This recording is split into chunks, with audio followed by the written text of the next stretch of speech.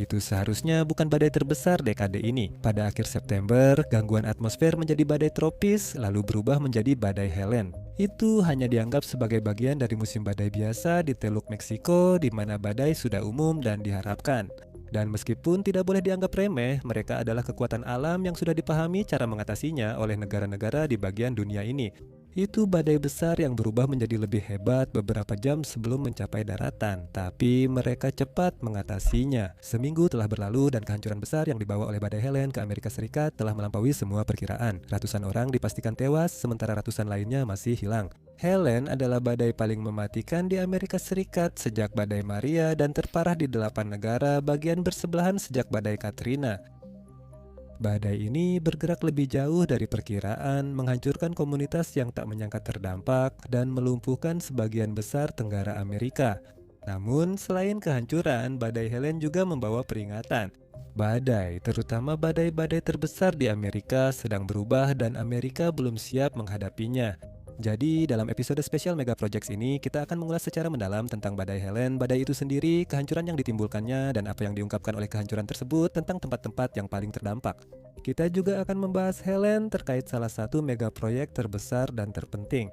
Bagaimana orang merumuskan dan menjalankan respons terhadap bencana alam dahsyat ketika bencana itu kini lebih sering terjadi. Sekarang, bayangkan ini.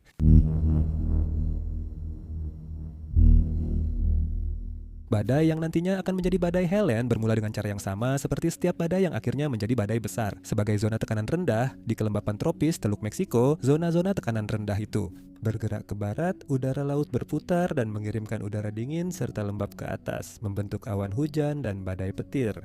Saat badai-badai itu tumbuh, mereka berputar di sekitar pusatnya dan angin mempercepat badai tersebut. Itu menjadi badai besar agar bisa disebut sebagai badai besar sama sekali. Badai yang lemah tetap memiliki kecepatan angin minimal 4 mil atau kilometer per jam. Angin badai sedang bisa melebihi 111 mil per jam atau 178 kilometer per jam. Kategori 5 di Amerika adalah yang terkuat dengan kecepatan angin minimal 157 mil atau 252 km per jam tanpa batas atas. Energi murni dalam badai seperti ini sangat sulit dipahami, namun kami akan mencoba menjelaskannya. Jika energi angin dari satu badai dimanfaatkan secara sempurna, kekuatannya bisa setara dengan setengah kapasitas pembangkit listrik seluruh manusia di bumi. Badai tropis Helen menarik perhatian dunia di akhir September 2024 dan berada di jalur menjadi badai besar. Bahkan pada hari-hari awal Helen, sudah ada tanda-tanda halus badai itu bisa menjadi sangat buruk. Saat Helen mulai terbentuk, suhu perairan di teluk sangat tidak biasa. Ilmuwan atmosfer Brian McNally menyebutnya luar biasa. Kandungan panas laut yang dirata-ratakan di Teluk Meksiko benar-benar menghancurkan rekor tertinggi sepanjang masa sebelumnya. Itu 126% dari rata-rata untuk tanggal itu, kutipan selesai. Di beberapa bagian teluk, permukaan laut selalu naik hingga 9 derajat Fahrenheit, itu hampir 2 derajat Celcius. Dan bukan hanya itu, tapi badai itu akan bergerak melewati wilayah Karibia yang sangat hangat yang dikenal sebagai arus loop, memberikan tambahan energi pada badai tersebut bahkan ketika angin di sekitarnya hampir tidak ada sekarang. Dalam kondisi ideal, angin di sekitar itu seharusnya bisa meredam badai yang sedang tumbuh. Namun, Helen punya jalur jelas untuk jadi lebih kuat hampir tanpa hambatan. Sekarang, memprediksi badai adalah pekerjaan yang terkenal berisiko dan itu sebagian besar karena faktor lingkungan dan cuaca yang membuat pemodelan jalur serta kekuatan badai menjadi sangat sulit. Ekspektasi awal terhadap Helen sangat berbeda dari kenyataan, dengan kerusakan terburuk diprediksi sebelum badai menerjang Florida dan Georgia. Badai telah melanda Kuba, Meksiko dekat Cancun dan Kepulauan Cayman menandakan kemungkinan situasi akan memburuk. Laut terbuka membentang antara Kuba dan Florida. Helen diperkirakan akan dengan cepat meningkat menjadi badai kategori dengan kecepatan angin sekitar 120 mil per jam atau 193 km per jam. Bahkan meskipun komunitas di Florida, terutama di daerah pesisir, membangun rumah dan bisnis mereka dengan cara yang membuatnya tahan terhadap badai. Angin seperti itu bisa menyebabkan kerusakan besar, mencabut pohon, serta memutus listrik dan air selama beberapa hari di daerah terparah. Badai diperkirakan berdampak paling buruk di Big Bend, Florida dan mempengaruhi Tallahassee, populasi 100.000 serta Tampa 400.000. Jutaan orang diperkirakan berada di jalur badai. Setelah mendarat, badai ini diperkirakan akan bertindak seperti badai tropis lain di daratan. Intensitasnya akan menurun dengan cepat kembali ke tingkat badai tropis dalam jarak paling jauh beberapa ratus mil dan akhirnya melemah serta berubah menjadi hujan ringan yang tersebar.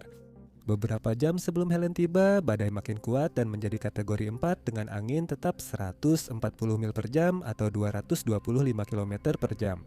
Badai menghantam Perry, Florida lewat pukul 11 malam Kamis 6 September lalu sebentar masuk daratan sebelum berbelok ke utara. Jalur yang diperkirakan dari badai itu memang sudah diduga akan membawanya melewati negara bagian Georgia lalu menuju pegunungan Appalachian. Pegunungan itu melintasi timur Amerika melalui komunitas di Carolina Utara, Carolina Selatan, Tennessee, Virginia, dan Kentucky. Kini, energi tambahan dalam badai itu membawa dua perkembangan sangat berbahaya dan saling terkait erat. Sekarang, badai itu akan bergerak lebih jauh ke daratan, dan ketika itu terjadi, badai tersebut akan menerjang daratan dengan angin kencang dan mengguyur hujan lebat seperti yang biasa terjadi pada badai topan atau badai tropis besar.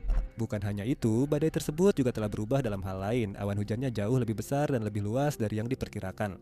Jadi, saat badai bergerak lambat melintasi suatu lokasi, tempat itu harus menghadapi hujan deras ekstrem lebih lama dari perkiraan sebelumnya.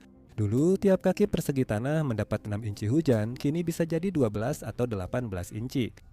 Di Florida, Helen akan membawa gelombang badai yang menghancurkan di seluruh wilayah pesisir, yang berarti bukan hanya gelombang tinggi, tetapi juga kenaikan permukaan laut secara keseluruhan, sekitar 8 kaki lebih tinggi dari level biasanya. Itu badai terburuk di Teluk Tampa, Florida dalam lebih dari 100 tahun. Di bagian lain, negara bagian, banyak lokasi Waffle House akan ditutup. Metrik ini terdengar konyol, tapi sangat berguna untuk menunjukkan seberapa parah kerusakan di daerah itu. Di Georgia, lebih dari 28 cm hujan turun di Atlanta, jadi rekor 2 hari tertinggi sejak pencatatan tahun 1978.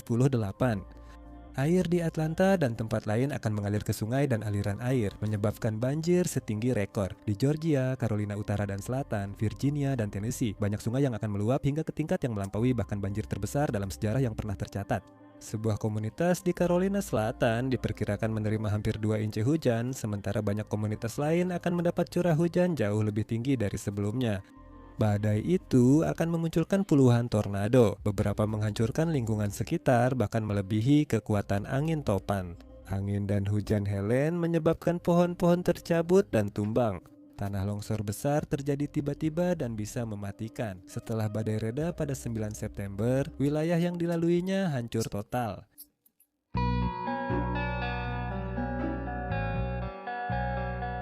Dampak badai Helen sangat berbeda dari peristiwa cuaca lain yang dialami Amerika Serikat dalam dekade ini. Ini badai paling merusak di Amerika Serikat sejak badai Katrina 2005. Saat penulisan, korban tewas mencapai 127 orang, 113 dari Carolina Utara, 48 dari Carolina Selatan, 33 dari Georgia, dan 33 lainnya dari Florida, Tennessee, serta Virginia. Jumlah korban tewas itu hampir pasti akan bertambah, dan ketika itu terjadi, nama-nama yang harus ditambahkan ke daftar kemungkinan akan dipindahkan ke daftar lain. Daftar orang hilang, sumber resmi menyebutkan sekitar 2 hingga 300 orang hilang, namun kemungkinan jumlah sebenarnya lebih banyak. Daftar orang hilang yang dijalankan oleh komunitas dan dikelola oleh warga sipil setelah bencana terjadi. Lebih dari 1.400 nama masih dinyatakan hilang pada saat penulisan ini. Kebanyakan orang hilang diduga terseret banjir. Harapan menemukan korban selamat semakin kecil. Jika benar, 1.400 orang hilang telah meninggal, korban tewas akibat Helen akan melebihi badai Katrina dengan lebih dari 1.620 jiwa, sedangkan Katrina 1.392 orang. Sebagai perbandingan, 135 orang masih tercatat hilang akibat Katrina. Kerusakan material pun terus bertambah. Kerugian diperkirakan hampir 1 miliar dolar Amerika Serikat, namun banyak wilayah belum dinilai sepenuhnya. Kerugian ekonomi menurut Fiscal Times bisa melebihi 150 miliar dolar, namun angka itu tidak sepenuhnya menggambarkan situasi. Dan meskipun kami tidak akan membahas daftar lengkap korban tewas, hilang, dan kisah para penyintas, kami akan menyoroti beberapa di antaranya saja. Di Florida, misalnya, daerah-daerah yang paling parah dihantam oleh badai Helen mengalami tingkat kerusakan yang belum pernah mereka lihat selama 1 generasi. Ini Florida yang biasa menghadapi badai seperti ini, tapi kali ini tidak cukup.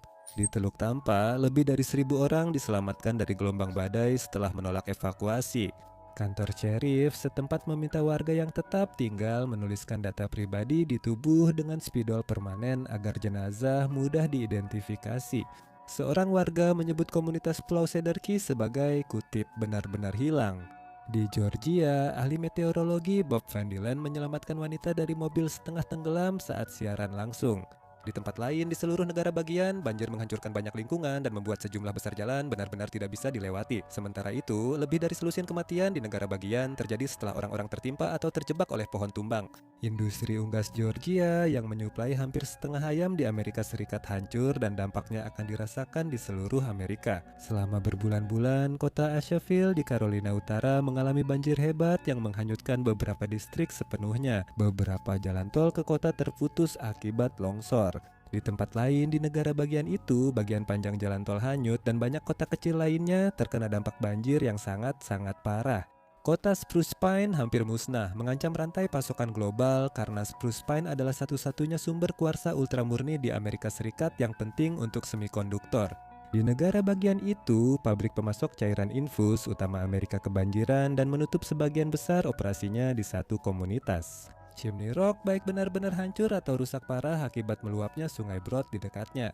Sekitar 3,3 juta orang di Carolina Selatan kehilangan listrik, beberapa wilayah bahkan padam total. Kru helikopter Tennessee menyelamatkan 8 orang dari banjir termasuk di Irwin, tempat rumah sakit medis terendam. Banyak jembatan runtuh dan beberapa jalan antar negara bagian rusak parah di sana. Di Virginia, 70 penyelamatan air dilakukan. Kerusakan ringan juga terjadi di West Virginia, Illinois, Kentucky, dan Ohio.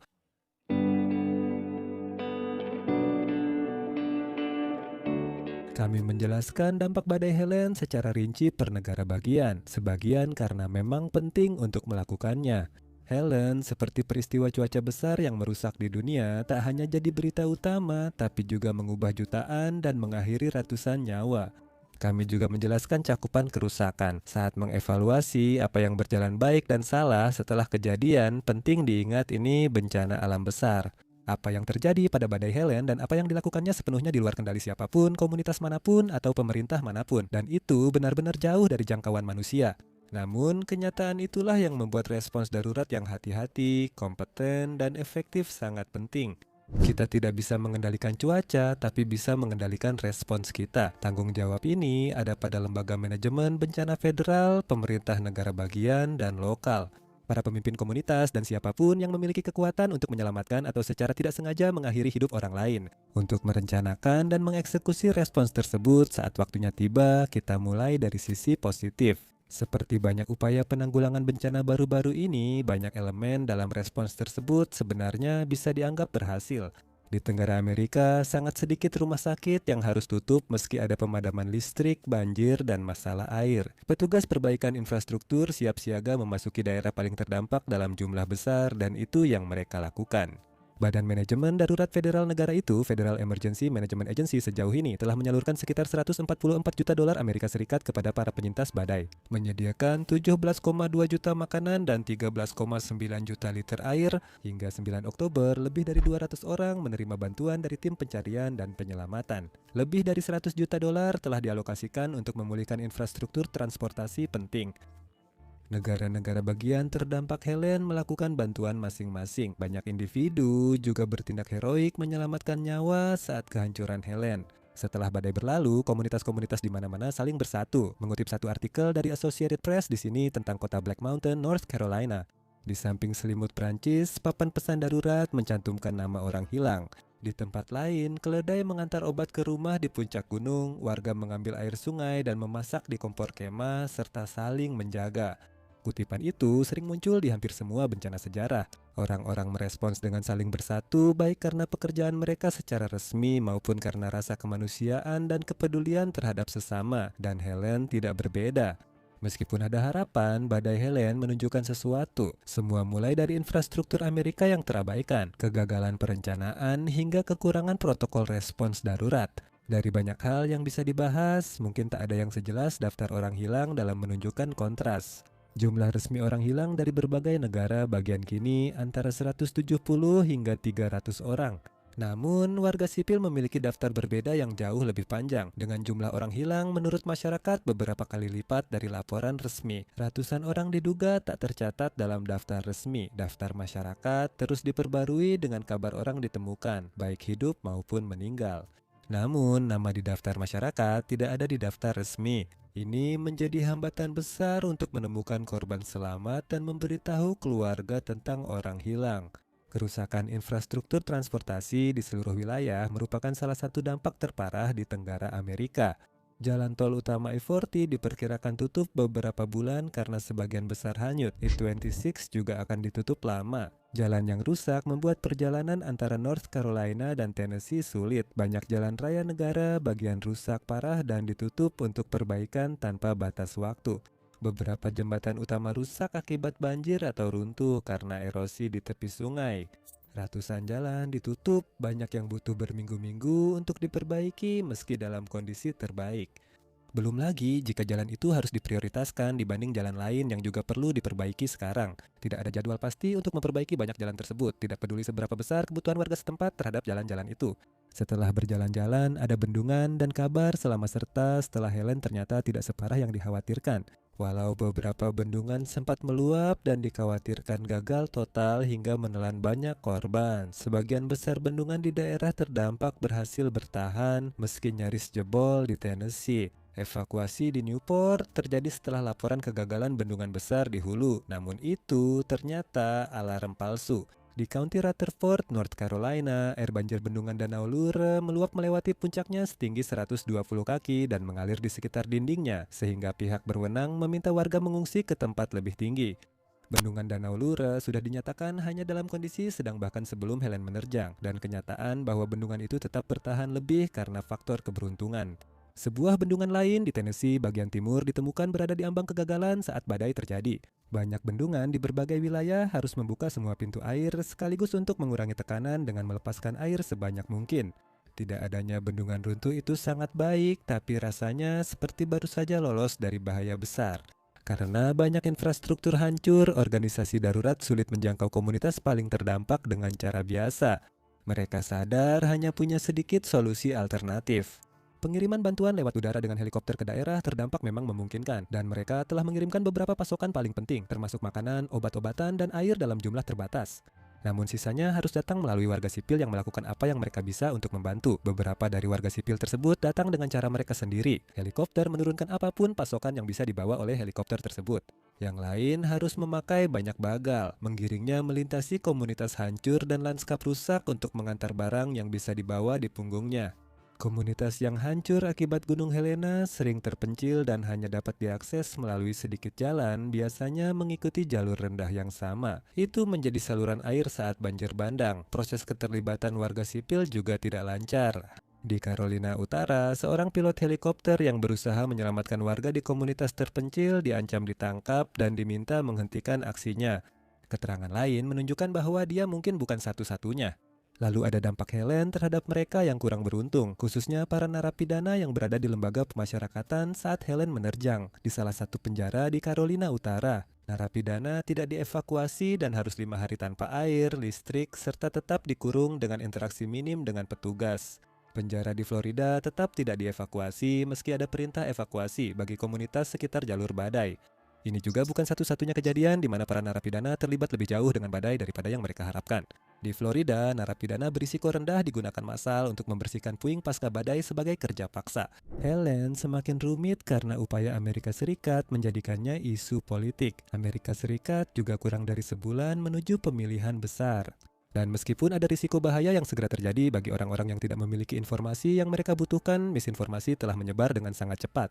Anggota Kongres Amerika Serikat mengklaim di media sosial bahwa pihak tak dikenal mengendalikan cuaca hingga menyebabkan badai Helen. Banyak pejabat dan pemimpin Partai Republik Amerika yang berhaluan kanan telah mengklaim, baik secara terang-terangan maupun dengan sangat menyiratkan bahwa bantuan bencana mungkin akan datang lebih lambat ke daerah-daerah yang terkena dampak Helen karena daerah-daerah tersebut cenderung memilih Partai Republik daripada Demokrat yang saat ini menguasai kursi kepresidenan. Karena itu, Otoritas Eksekutif Federal Emergency Management Agency harus meluncurkan halaman web tanggapan rumor untuk menghadapi serangan misinformasi, membantah klaim bahwa Federal Emergency Management Agency kekurangan dana, menolak relawan, dan meminta sumbangan tunai untuk penanganan badai Helen.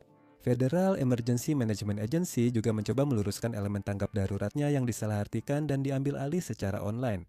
Dan kemudian ada masalah kesalahan manusia biasa, atau bisa juga dikatakan tindakan kebodohan manusia yang terang-terangan dalam salah satu kasus tersebut. Sebuah pabrik bernama Impact Plastics kini sedang diselidiki di Tennessee setelah beberapa orang tewas dan lebih banyak lagi dinyatakan hilang setelah terjebak di sana. Menurut kerabat dan penyintas, para pekerja dipaksa tetap bekerja meski ada badai yang akan datang. Dan mereka menuduh bahwa mereka atau kerabat mereka tidak diberi kesempatan untuk pergi sampai akhirnya terlambat ketika mereka baru mendapat izin untuk pulang.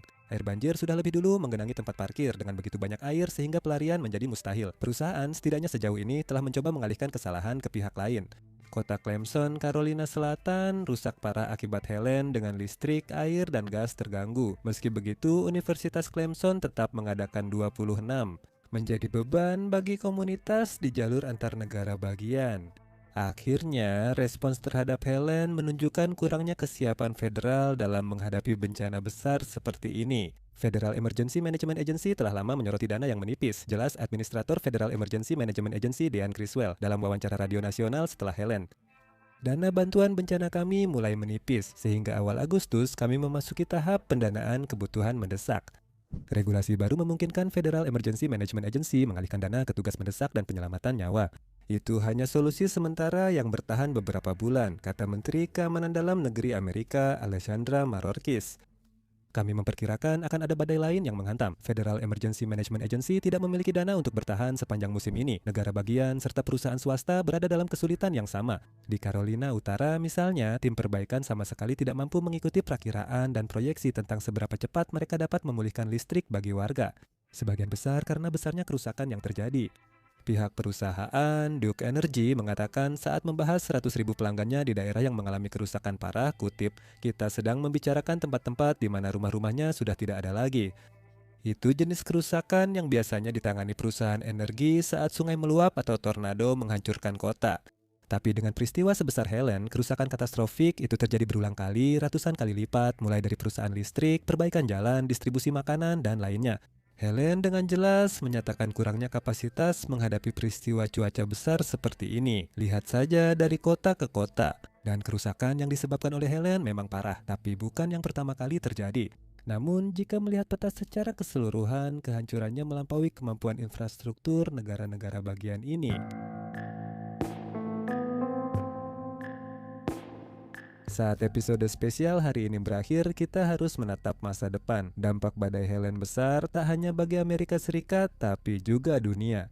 Sulit melebih-lebihkan keanehan badai Helen karena sebagian besar kerusakan terjadi di wilayah yang biasanya tidak terkena badai. Asheville, salah satu kota yang paling hancur akibat badai Helen, bahkan dalam beberapa tahun terakhir dikenal sebagai tempat yang aman dari bencana alam. Wilayah Amerika ini sebenarnya tak terlalu jauh dari Teluk Meksiko meski berada di dataran tinggi, bersuhu sejuk, dan jauh dari laut. Namun jaraknya cukup jauh sehingga sisa-sisa badai di sana seharusnya tidak lebih menonjol dari badai biasa.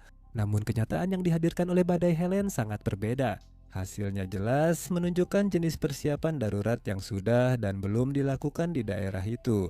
Masalahnya bukan karena asisten lokal, negara bagian, atau federal tak bisa memperbaiki masalah Helen. Namun, skala dan dampak bencana sebesar itu belum pernah terpikirkan sebelumnya. Wilayah ini tidak memiliki infrastruktur memadai untuk badai besar, karena secara historis badai besar jarang terjadi di sana. Pada saat yang sama, kerusakan infrastruktur Amerika secara umum terlihat jelas. Ribuan bendungan di Amerika diketahui dalam kondisi buruk. Lebih dari 40% jembatan di Amerika berusia setengah abad dan lebih dari sepertiga perlu diperbaiki. Lebih dari setengah jalan antar negara bagian di pedesaan dinilai sedang, biasa, atau buruk. Setiap masalah itu sebenarnya bisa diperbaiki, tapi jika digabungkan, semuanya menunjukkan sistem yang rusak dan memang tidak siap untuk bertahan menghadapi tantangan. Mengenai peran perubahan iklim dalam badai Helen, sebagian besar ilmuwan dan ahli yang kredibel sepakat bahwa perubahan iklim memang sangat berperan dalam kejadian tersebut. Bukan soal badai Helen ada, tapi intensitasnya. Meskipun perubahan iklim, terutama istilah pemanasan global, sering dikaitkan dengan anggapan bahwa dunia ini semakin panas, kenyataan dari fenomena tersebut sebenarnya agak berbeda. Cara paling sederhana untuk memahami bagaimana sebenarnya hal ini bekerja adalah dengan berpikir. Masalah energi bukan soal panas atau dinginnya atmosfer bumi, tapi jumlah energinya yang jauh lebih besar. Peristiwa atmosfer seperti gelombang panas, badai salju, angin topan, atau kekeringan kini mengandung lebih banyak energi. Karena itu, peristiwa apapun yang kita maksud akan jadi lebih besar. Kekeringan menjadi lebih lama dan lebih kering, badai salju menjadi lebih sering dan menurunkan lebih banyak salju, dan badai tropis berubah menjadi angin topan lebih cepat serta menjadi lebih kuat daripada seharusnya. Helen atau badai tropis seperti yang akan terjadi di Teluk Meksiko sekitar waktu ini, bahkan jika iklim masih dalam keadaan praindustri. Namun kerusakan yang ditimbulkan Helen, kekuatan, durasi, dan kehancuran akhirnya dari badai itu hampir pasti disebabkan oleh lonjakan energi yang seharusnya tidak menjadi faktor. Kami akui di beberapa daerah seperti Amerika Serikat, perubahan iklim masih jadi isu kontroversial. Namun, kami akan tetap menyampaikan hal ini. Meski manusia tak disalahkan atas perubahan iklim, pengamatan cuaca global membuktikannya. Namun, atmosfer menjadi sangat terisi energi, memang sangat terisi energi. Maaf atas keterus-terangan ini. Namun kenyataannya, dampak dari perubahan itu tidak akan terlalu peduli dengan afiliasi politik komunitas yang akan hancur dalam kasus ini. Banyak penelitian dan analis ahli telah menghasilkan perkiraan awal tentang dampak perubahan iklim terhadap badai Helen. Lautan Atlantik Utara diperkirakan menyimpan sebagian besar kelebihan panas akibat perubahan iklim, memberikan energi lebih pada peristiwa atmosfer di wilayah tersebut. Menurut data dari organisasi Nirlaba Climate Central, perairan hangat yang memecahkan rekor dan membentuk badai Helen di Teluk Meksiko memiliki kemungkinan antara 200 hingga 500 kali lebih besar dibandingkan dengan kondisi sebelum era industri. Saat perhatian Amerika beralih dari pembersihan badai Helen ke badai Milton, perhatian dunia juga harus beralih ke tempat lain. Namun, menghadapi bencana global yang terus meningkat, belajar dari Helen dan menerapkannya di tempat lain saja tidak cukup. Kami sudah bilang sebelumnya, perubahan iklim tidak hanya membuat panas, tapi juga memperburuk semua peristiwa cuaca besar di suatu wilayah. Hal itu membuatnya makin sering dan parah. Penanganan bencana tidak dapat digeneralisasi, disederhanakan, atau dilakukan dalam semalam. Namun, ini sangatlah penting dan dunia bisa memilih untuk bekerja keras sekarang atau tidak siap ketika krisis datang.